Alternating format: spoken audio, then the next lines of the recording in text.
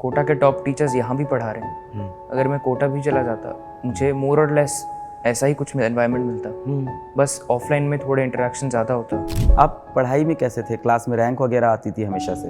Sir rank का system ऐसा नहीं था, पर परफॉर्मेंस ठीक ठाक रहती थी क्लास में, क्योंकि साइंस और मैथ्स उनमें इंटरेस्ट था। सर पेरेंट्स का तो फुल सपोर्ट था डे वन से, क्योंकि कभी ऐसा प्रेशर नहीं था कि इतने मार्क्स लाने या इतना रैंक लाना या इतना कभी नहीं कोई कॉलेज कभी नहीं बोलते इस बार नंबर क्यों कम आए टेस्ट में? गेमिंग का शौक, कोई डिस्ट्रैक्शन, सोशल मीडिया का शौक? सर जब तैयारी के टाइम पे तो कुछ नहीं था। हाँ पहले तो करता था 10th में, जो आप सब्जेक्ट्स पढ़ रहे हो उनमें एक इंटरेस्ट डेवलप करना बहुत ज़रूरी है, ताकि आप वो 2 साल की जर्नी या 1 साल की जर्नी में आप। जय हिंद, मेरा नाम है अलक पांडे और आज मेरे साथ जेईई एडवांस 2024 के टॉपर छात्र सुशांत पाड़ा मौजूद हैं। सुशांत जम्मू से आते हैं और सुशांत को मैं ऐसे जानता हूँ, ये फिजिक्स वाला के क्लास 11th के जेईई के तैयारी बैच, पहले अर्जुना जेईई से थोड़ी बहुत पढ़ाई करते थे। उसके पश्चात लक्ष्य जेईई बैच, जो क्लास 12th का जेईई आईआईटी जेईई का प्रिपरेशन का बैच है, मेंस और एडवांस का लक्ष्य जेईई बैच, उससे इन्होंने पढ़ाई की है। उस बैच के ये एयर बैच में भी सेलेक्ट हुए, फिर वहाँ से इन्होंने पढ़ाई की और अभी जेईई एडवांस के अंदर बहुत ही बेहतरीन स्कोर इन्होंने फोड़ा है। तो सुशांत की कहानी आज हम लोग सुनने जा रहे हैं। सबसे पहले सुशांत, बहुत बहुत बधाई हो। Thank you sir. कैसा लग रहा है आपको? अच्छा लग रहा है। पहले से एक्सपेक्टेड थे? सर थोड़ा एक्सपेक्टेशन था कि इस रेंज में आ जाएंगे मार्क्स, बट फिर जब पेपर हुआ तो उसके बाद तो पेपर तो अनएक्सपेक्टेड था, हमेशा रहता है। मार्क्स देख के तो अच्छा ही लगा। ठीक है, तो सुशांत कहानी शुरू से शुरू करेंगे। सबसे पहले आप ये बताएंगे कि आपका जन्म कहाँ पे हुआ, घर में कौन कौन है, माता पिता क्या करते हैं, भाई बहन कितने हैं? सर मैं जम्मू से हूँ, बॉर्न एंड ब्रॉट अप। वहाँ पे घर मेरी मदर है स्टेट सिविल सर्विसेज में, केएस हैं वो, और पापा डॉक्टर हैं। घर में एक मेरा छोटा भाई है। तो पढ़ाई का माहौल है घर में? Mummy civil service competition beat करके बैठी हैं, पिताजी डॉक्टर हैं, तो काफ़ी पढ़ाई का माहौल है। सर माहौल तो है पढ़ाई का, बट कंपेटिटिव नहीं है इतना। ऐसा क्यों? सर कभी ऐसा प्रेशर नहीं था कि बहुत एक्स्ट्राऑर्डिनरी परफॉर्म करना है। बस ये प्रेशर था कि पढ़ाई में एक हार्ड वर्क मेंटेन रहना चाहिए। अपने थोड़े शुरुआती दिन बताइएगा, बचपन के जो याद होते हैं, फर्स्ट सेकंड थर्ड क्लास में आप पढ़ने में कैसे थे, दोस्ती यारी कैसी थी, घर पे आपको कोई पढ़ाता था, ट्यूशन सेंटर जाते थे, कैसे? सर अर्ली तो मैं बस स्कूल की पढ़ाई में काफ़ी इंटरेस्टेड था। मुझे वो पढ़ने का जो सिस्टम है वो बहुत अच्छा लगता था। अलग अलग बुक्स पढ़ना अच्छा लगता था। करिकुलम के बाहर की भी? जी, और पेरेंट्स भी उसमें बहुत सपोर्ट करते थे। स्कूल के सब्जेक्ट्स तो पढ़ाते थे, साथ में वो और भी बुक्स लाया करते थे, जैसे जो बच्चों के लिए होती है इंसाइक्लोपीडिया टाइप बुक्स। हाँ, एटलस, बड़ी अच्छी वो लगती सब है। तो वो मैंने बहुत पढ़ी थी। उनसे एक साइंस में एक क्यूरियोसिटी डेवलप हुई, स्पेशली फिज़िक्स में बहुत इंटरेस्ट डेवलप हुआ। तो वो ही लेटर ऑन कैरी हुआ स्कूल में। फिर 11th 10th पास करके फिर डिसाइड किया कि पीसीएम लेना। आप पढ़ाई में कैसे थे? क्लास में रैंक वगैरह आती थी हमेशा से? सर रैंक का सिस्टम ऐसा नहीं था, पर परफॉर्मेंस ठीक ठाक रहती थी क्लास में, क्योंकि साइंस और मैथ्स उनमें इंटरेस्ट था, तो उनमें परफॉर्मेंस भी अच्छी रहती थी। और बाकी सब्जेक्ट्स एवरेज, बिलो एवरेज। तो ऐसा नहीं हुआ कि कभी क्लास में आप first rank, second rank, third rank आ रही हो? नहीं सर, फर्स्ट से रैंक कितना ऐसा नहीं था, बट ठीक ठाक रैंक आ जाती थी। बढ़िया। तो फिर आपने आईआईटी की तैयारी करनी है, ये पहली बार। डेफिनेटली आपके पेरेंट्स बहुत एजुकेटेड है तो वहाँ से सुना होगा, पर आपका खुद से मन कब किया कि हाँ यार आईआईटी करना है? दोनों चीज़ें बताएं। सर इतना इंटरेस्ट नहीं था इसमें, इतना अवेयरनेस भी नहीं थी आईआईटी के बारे में, बस जनरल आइडिया था जेईई और आईआईटी। बट फिर जब 11th में आके कोचिंग ज्वाइन की, एक लोकल कोचिंग ज्वाइन की और कुछ महीने वहाँ पढ़ा, फिर धीरे धीरे अवेयरनेस बनी। Almost mid 11th Diwali break, उस टाइम तक मुझे क्लियर हो गया कि अब इसी पे फोकस करना है। जनरली जो बच्चे इतनी अच्छी रैंक लाते हैं, इतने अच्छे नंबर लेके आते हैं आईआईटी एडवांस के अंदर, वो 9th क्लास से तैयारी शुरू करते हैं। तो आपने 9th क्लास से तैयारी नहीं शुरू की थी? नहीं सर, जेईई के लिए तो बिल्कुल नहीं शुरू की थी। पहली बार फिजिक्स वाला को कब जाने, अर्जुना जेईई बैच कब लिया, ये सब कब हुआ? सर ये उसी टाइम पे हुआ था जो दिवाली ब्रेक होता है, और जब 11th का एक कोर्स ऑलमोस्ट ख़त्म होने वाला होता है, तब मुझे लग रहा था कि लोकल कोचिंग में जो ऑफ़र हो रहा है वो इतना अच्छा नहीं है और वहाँ का सिस्टम इतना कंड्यूसिव नहीं है मेरी लेटर प्रिपरेशन के लिए। तो मेरे कुछ फ्रेंड्स ने सजेस्ट किया मैंने भी कुछ लेक्चर्स देखे, मैंने अर्जुना बैच तब ज्वाइन किया। तो लेक्चर कहाँ lectures यूट्यूब पे देखे पहले? नहीं सर, यूट्यूब पे नहीं देखे, मैंने अर्जुना बैच के ही देखे, क्योंकि मैंने फ्रेंड से यही सुना था कि अर्जुना बैच में जो पढ़ाया जा रहा है कंटेंट वो अच्छा है। पर आप अर्जुना बैच में अक्टूबर नवंबर में आए हो, हाँ, तब तो फिर कुछ खास ज़्यादा बचता नहीं पढ़ने के लिए। कुछ चैप्टर्स जो मैं सोच रहा था कि मैंने नहीं पढ़े हैं वो यहाँ से पढ़ लेता हूँ ताकि एक आइडिया लग जाए। और TPPs देखी, टेस्ट्स के पैटर्न देखे, तो मुझे लगा ये बहुत बेटर एनवायरनमेंट है।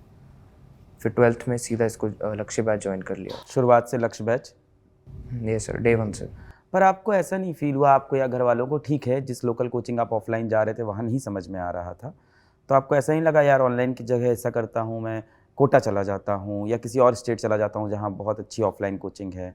तो कैसे मतलब आपने घर वालों को कन्विंस किया और ख़ुद को भी कन्विंस किया कि आप ऑनलाइन से ही पढ़ लोगे? सर वो ऑप्शन तो था कि मैं कोटा मूव कर सकता हूँ, बट मैं बचपन से वहीं पे रह रहा था घर पे और मैं बाहर कभी नहीं गया। तो वो सडनली 11th से 12th जाना वो एक बहुत बड़ा चेंज होता। और साथ में स्कूल भी जो वहाँ पे मैंने एनरोल कर लिया था 11th 12th, तो उसको चेंज करना 11th में आके चेंज करना इतना इजी नहीं होता। तो टफ हो जाता। तो मुझे लगा फिर वहाँ पे बेस्ट ऑप्शन था कि ऑनलाइन ज्वाइन कर लूँ। फिर कैसा रहा लक्ष्य बैच का एक्सपीरियंस? थोड़ी अपनी कहानी बताएं, क्या क्या होता गया? सर लक्ष्य बैच इनिशियली तो मुझे ठीक लग रहा था। मैथ्स तो बहुत अच्छा। शिक्षक कौन कौन से थे आपके लक्ष्य जी? मैथ्स में आशीष अग्रवाल सर। आशीष अग्रवाल सर। तो उन्होंने एक्स्ट्रा क्लासेस भी बहुत लेते थे, वो बहुत बेनिफिशियल थी। फिज़िक्स और केमिस्ट्री में भी बहुत अच्छा पेस चल रहा था, बस मुझे थोड़ा वो स्लो लग रहा था कि इससे थोड़ा ज़्यादा लेवल जा सकता है। बट वो इनिशियली कुछ 1-2 महीने चला और उसके बाद एयर बैच का अनाउंसमेंट हुआ और एयर बैच का एक सिलेक्शन टेस्ट हुआ। तो उसमें मेरा सिलेक्शन हो गया, तो फिर मैंने एयर बैच फॉलो किया। आप बहुत सीरियस थे जब एयर बैच का अनाउंसमेंट हुआ था कि इसमें सेलेक्ट होना ही है? जी सर। 11th की पढ़ाई क्या एयर बैच में कराई गई लक्ष्य एयर में? सर एंड में जब एक बार सिलेबस कंप्लीट हो गया, मेंस से पहले जो रिवीजन क्लासेस थी उनमें थोड़ा कंटेंट मिला 11th का, जो एडवांस के लिए शायद हमें ना आता हो, क्योंकि हम सब पढ़ के आए हैं लेकिन हो सकता है उस लेवल का हमने ना पढ़ा हो। तो वो सब चीज़ें क्लियर हुई और उससे काफ़ी हेल्प हुई। वो 11th का ही पोर्शन था, बट सिर्फ एक एडवांस लेवल पर, जितना हमें आता है उसके बियॉन्ड। कंटेंट इतना हार्ड नहीं है आई वुड से, क्योंकि सेम चीज़ें जो लक्ष्य एयर में पढ़ाई जा रही हैं कभी ना कभी वो लक्ष्य बैच में पढ़ा देंगे, या तो वो लेटर ऑन किसी टेस्ट में आएंगे वो क्वेश्चन, या वो किसी एडवांस सेशन में पढ़ाया जाएगा। बस एयर बैच में क्या है, वो सब चीज़ें एक साथ भी पढ़ा देंगे और डाउट्स, जितने डाउट्स है वो वहाँ पे क्लियर हो जाएंगे। और लक्ष्य एयर में ऐसा भी है कि जितने बच्चे बहुत सीरियस हैं अपनी पढ़ाई के लिए वो आपको आसपास दिखते हैं, तो कंपटीशन आपको ऐसा दिख जाता है जो आपको पुश करता है। इस पूरी प्रिपरेशन के अंदर माता पिता का कितना रोल था, कितना सपोर्ट था? कभी डांट पड़ जाती थी? सर पेरेंट्स का तो फुल सपोर्ट था डे 1 से, क्योंकि कभी ऐसा प्रेशर नहीं था कि इतने मार्क्स लाने या इतना रैंक लाना है या इतना कभी नहीं? कोई कॉलेज चाहिए। कभी नहीं बोलते इस बार नंबर क्यों कम आए टेस्ट में? सर नंबर देखते थे, थोड़ा उसका आइडिया रहता था और पूछते थे कि कहाँ प्रॉब्लम आ रही है और अगर मार्क्स कम आ रहे हैं तो क्यों आ रहे हैं। लेकिन वो एक बहुत सपोर्टिव एनवायरनमेंट था। और फिर जब वो हुआ कि लोकल कोचिंग में मुझे इतना हेल्पफुल नहीं लग रहा था, तो उन्होंने ही सपोर्ट किया, क्योंकि ऑफलाइन से ऑनलाइन जाना और उसमें भी आप क्योंकि पूरा दिन घर पे हो, सोशल इंटरेक्शन एकदम ज़ीरो, तो उसमें वो पेरेंट्स को भी लगता है कि इतना क्या वो इतना हेल्पफुल होगा, क्योंकि वो बहुत बड़ा चेंज है। तो उन्होंने समझा था और फिर सपोर्ट किया। टेस्ट में नंबर आपके कैसे रहते थे? सर टेस्ट में जब मैं 12th लक्ष्य बैच में आया हूँ तब से तो नंबर स्टेडीली, जैसे मेंस के टेस्ट में 250 प्लस तो रहते थे, क्योंकि तब था कि जब मैं 11th में था तब मेरे मार्क्स थोड़े फ्लक्चुएट करते थे। तो वहाँ पे जो मेरी कॉमन मिस्टेक्स हैं, सिली मिस्टेक्स, कैलकुलेशन एरर, वो सब मैं पहचान रहा था। और जैसे ही मैं लक्ष्य बैच में आया तो मैंने इमीडिएटली वो सब इम्प्लीमेंट किया, क्योंकि मैंने बहुत देर तक टेस्ट नहीं दिए थे। वहाँ पे फिर मैंने नोटिस किया कि अब मार्क्स थोड़े कांस्टेंट हो गए हैं, अच्छे मार्क्स मतलब आ रहे थे और स्टेडी हो गए थे। तो वो मुझे लगा कि वहाँ से लगा कि अब इम्प्रूवमेंट भी हो रही है मार्क्स में। एयर बैच में आके तो टेस्टिंग और बढ़ गई थी। PYQs तो किए थे, चैप्टर के साथ में करता था। उसमें नोटिस किया कि PW के मोस्टली टेस्ट्स रिलेवेंट ही रहते हैं, और बाकी इंस्टीट्यूट्स के, सारे इंस्टीट्यूट्स के तो इतने रेलेवेंट नहीं है, बट कुछ 1-2 टेस्ट सीरीज़ दिखी जो हाँ ये रेलेवेंट है। तो फिर फोकस उन पे बढ़ा दिया। और test series sir late join की थी, आफ्टर मेंस। अब क्योंकि आप ऑनलाइन तैयारी कर रहे थे तो आपके पास ये भी ऑप्शन था कि आप 2-3 जगह से ऑनलाइन पढ़ सकते थे। तो क्या ऐसा भी था कि आप 11th-12th में और भी किसी ऑनलाइन प्लेटफ़ॉर्म से पढ़ाई कर रहे थे? नहीं सर, जब मैंने पीडब्ल्यू ज्वाइन किया तो सोलली पीडब्ल्यू यूज़ कर रहा था, और जब एयर बैच में आ गया तब तो वो कंटेंट ही इतना अच्छे लेवल का था कि कोई और नीड नहीं थी। सुशांत, आप हमेशा से इतने सीरियस थे कि अभी इस इंटरव्यू में हैं, पर पिछली बार मिला था तब भी आप इतने ही सीरियस दिखे थे मुझे। तो हमेशा से इतने ही आप सीरियस चाइल्ड रहे हो एकदम, नहीं या सर, ऐसा बहुत बदमाश हो? पर वो फेस से लगता है, बट इतना सीरियस नहीं हूँ। नहीं, फेस से नहीं लगता। बातों से लग रहा है, फेस से तो बिल्कुल नहीं लग रहा है। गेमिंग का शौक, कोई डिस्ट्रैक्शन, सोशल मीडिया का शौक? सर, जब तैयारी के टाइम पे तो कुछ नहीं था। हाँ, पहले तो करता था 10th में, क्या वीडियो करते थे? गेम्स हाँ। खेलता था, और ज़्यादा स्पोर्ट्स में इतना वो नहीं था इंटरेस्ट। बट स्कूल में तो जब होते हैं स्पोर्ट्स उतना। तो कई बार आपके आसपास लोग होते होंगे जो बोलते होंगे यार तुम ऑफलाइन कोचिंग कर लो यार, ऐसे नहीं सेलेक्ट हो पाओगे, क्योंकि पहले भी पीडब्ल्यू से ऐसा कोई सिलेक्शन नहीं हुआ है, बहुत सारे लोग बोलते रहते हैं कि ऐसा सिलेक्शन हो नहीं पाता है। तो आपको ये चीज़ें इन्फ्लुएंस करती थी कभी? सर, सुना तो है मैंने, ऐसा हुआ है, लेकिन स्पेशली एयर बैच में आने के बाद मुझे लगा कि कोटा के टॉप टीचर्स यहाँ भी पढ़ा रहे हैं। अगर मैं कोटा भी चला जाता, मुझे मोर और लेस ऐसा ही कुछ एनवायरनमेंट मिलता, बस ऑफलाइन में थोड़े इंटरेक्शन ज़्यादा होता, बट वहाँ पे रहने का वो सब, वो एक अलग डिसएडवांटेज है। तो उस तरह से जब मैंने सोचा तो मुझे लगा ये बेटर है, और सीरियस तैयारी यहाँ से भी हो सकती है। घर पे क्या क्या काम करते थे आप 11th-12th में? सर, उसमें तो पेरेंट्स ने बहुत हेल्प की है, मैं ऑलमोस्ट मैं कुछ काम नहीं करता था। बहुत सारे बच्चे आईआईटी एडवांस में आपकी तरह सेलेक्ट नहीं हुए, क्योंकि this is a exam of rejection, only few people are selected, few students are selected. What is your message to the student जो इस साल हो सकता है और ड्रॉप लेंगे, ड्रॉपर ईयर प्रयास बैच में पढ़ रहे होंगे पीडब्ल्यू के, या बहुत सारे बच्चे जो इस टाइम अपनी आईआईटी की तैयारी शुरू किए होंगे, अर्जुना जेई के अंदर होंगे, उन सब बच्चों के लिए, दोनों के लिए क्या क्या मैसेज होंगे? सर, पहले तो मैं ये बोलूँगा कि आपको जो आप सब्जेक्ट्स पढ़ रहे हो उनमें एक इंटरेस्ट डेवलप करना बहुत ज़रूरी है, ताकि आप वो 2 साल की जर्नी या 1 साल की जर्नी में आप प्रॉपरली पढ़ सको। आपको सब्जेक्ट में थोड़ा इंटरेस्ट बनाना चाहिए। पहला फोकस हमेशा होना चाहिए कि क्लास में जो पढ़ाया जा रहा है उसको आप 100% अब्जॉर्ब करो। कंसेप्चुअल क्लैरिटी बनना सबसे इम्पॉर्टेंट है। उसके बाद जिस तरह से टीचर्स कह रहे हैं जो आपको प्रैक्टिस करनी चाहिए, उसके अकॉर्डिंग वो प्रैक्टिस करो, और टेस्ट्स फॉलो करो। टेस्ट से एक रिवीजन की रूटीन भी बन जाती है, और आपको अपना एनालिसिस भी मिलता है। तो आई थिंक वो पैटर्न जो बनता है, अगर आप उस पैटर्न को फॉलो करोगे, बीच में जहाँ गलतियाँ हो रही हैं गलतियों को पकड़ोगे, उनको इम्प्रूव करोगे, गलतियों को नोट डाउन करके फिर डाउट्स पूछना, खुद सेल्फ इम्प्रूवमेंट करना, और जो क्वेश्चंस कर लिए उनको रीअटेम्प्ट करना, रिवाइज करना, वो एक इम्पॉर्टेंट पार्ट है। तो वो करते करते आई थिंक आप ओवरऑल आपको खुद समझ में आएगा कि आप कहाँ पे लैक कर रहे हो, कहाँ पे आपका स्ट्रेंथ है। उससे आप आई थिंक परफॉर्मेंस अपनी खुद एनालाइज कर पाओगे, और वो सबसे बड़ी स्ट्रेंथ है। अगर आप खुद अपनी प्रिपरेशन के मास्टर बन जाओगे, आपको खुद अपनी प्रिपरेशन हैंडल करनी है, वहाँ से आप आई थिंक आगे का फिर क्या रेलिवेंट है क्या नहीं है, that you can do on your own. तो मेन आई थिंक गोल यही है। सही बात है, आप खुद ही अपने मालिक हो, यही बात आपने रिट्रेट की। 11th की अगर बात करें तो आप एक लोकल कोचिंग गए, उसे छोड़ के आए, फिर अर्जुना जेई बैच आपने ज्वाइन किया, अक्टूबर नवंबर में काफ़ी लेट हो गया था, तो शुरुआत के चैप्टर्स निकल गए थे, तो उनको कैसे कवर किया? सर हाँ, बहुत चैप्टर्स थे जो लोकल कोचिंग में भी कवर नहीं हुए थे। उनके लिए फिर मुझे लगा कि इस टाइम पे बेस्ट होगा अगर मैं बुक्स लेके सेल्फ स्टडी करूँ। फिज़िक्स में जैसे मैंने फिज़िक्स गैलेक्सी की बुक्स ली थी, उनसे मैं थ्योरी पढ़ रहा, थ्योरी, एग्जाम्पल्स और एक्सरसाइज सारा कुछ वहाँ से किया। और वैसे करके मैंने जैसे मैकेनिक्स 2, थर्मल फिज़िक्स, और जो 11th के एंड में जो सारी फिज़िक्स होती है मोस्टली वहाँ से पढ़ी है। मैथ्स में भी कुछ चैप्टर्स सेंगेज से पढ़ने की कोशिश की थी। किताबों से पढ़ते थे आप? हाँ खुद सर, से? मेनली ये फिज़िक्स में ही मेरे लिए अब अच्छा लगा मुझे कि फ़िज़िक्स में इसमें बेनिफिट मिला है। मैथ्स में तो ऐसा है कि आपको कोई अच्छा टीचर चाहिए जो आपको गाइड कर पाए कि कैसे सोचना है क्वेश्चन में।